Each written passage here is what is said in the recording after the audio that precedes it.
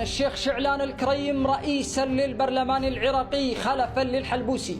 عقد مجلس النواب العراقي جلسته الاعتيادية هذا اليوم السبت لاختيار منصب رئاسة البرلمان العراقي بعد أن ظل شاغرا لعدة أسابيع بسبب إقالة الحلبوسي. جرى خلال هذه الجلسة الترشيح إلى رئاسة مجلس النواب العراقي من عدة أعضاء ليفوز النائب الشيخ شعلان الكريم بفارق أكثر من النصف ليكون شعلان الكريم هو رئيس البرلمان العراقي لما تبقى من هذه الدورة. رئيس البرلمان العراقي الجديد الشيخ شعلان الكريم هو رئيس حزب تقدم في محافظة صلاح الدين.